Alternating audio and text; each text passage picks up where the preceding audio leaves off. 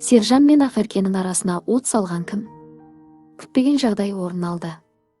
Мұндайды тіпті Сержан да күтпеді. Ақеркенің күтпеген шешімі көрермендерді абдыратып тастады.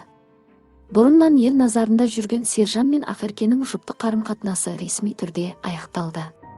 Бұл туралы Ақерке өзінің әлеуметтік желідегі парақшасында мәлімдеді. Жас қыздың жазбасынан белгілі болғандай, қарым-қатынастың тоқтауына негізгі себеп отбасылық келісімнің болмауы. Ақеркенің анасы бұл қарым-қатынасқа әлі де қарсы.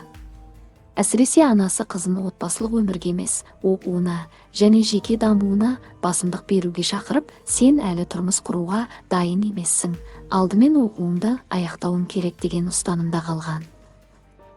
Ақеркенің желідегі жазбасы көрермендерді абдыратып тастады. Өмірдегі ең қиын дүниелердің бірі отбасыңның таңдауы мен өз таңдауының арасында қалу екен. Өсе келе түсіндім, менің отбасым белгілі бір адамға емес, жалпы менің үлкен өмірге қадам басуыма әлі де дайын емес шығар.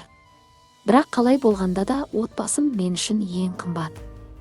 Олар үшін өмір сүріп келемін, солай бола береді. Еске сала кетейік, бұған дейін Ақеркенің анасы Қосылайық бағдарламасының халықаралық әйелдер күніне арналған эфиріне арнайы қонақ болып келген еді. Эфир барысында бағдарлама жүргізушісі Балауса ханым Ақеркенің анасына: Сержанды күйеу бала ретінде қабылдай аласыз ба? Ойыңыз өзгерді ме? деген сұрақ қойған болатын. Алайда Ақеркенің анасы бұл сұраққа нақты жауап бермей, үнсіз қалған болатын. Қазіргі таңда Сержан тарапынан ешқандай ресми пікір айтылған жоқ. Ол бұл жағдайға қандай көзқараста, қандай шешім қабылдайды әзірге беймәлім. Ал әлеуметтік желі қолданушылары бұл жаңалықты қобалжумен қабылдап, қос жұпқа қолдау сөздерін жазуда. Желіде көптеген пікірлер мен тілектер айтылып жатыр.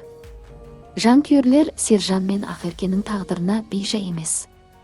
Енді не болмақ? Бұл сұрақтың жауабын бәлкім тек Сержанның өзі ғана біледі.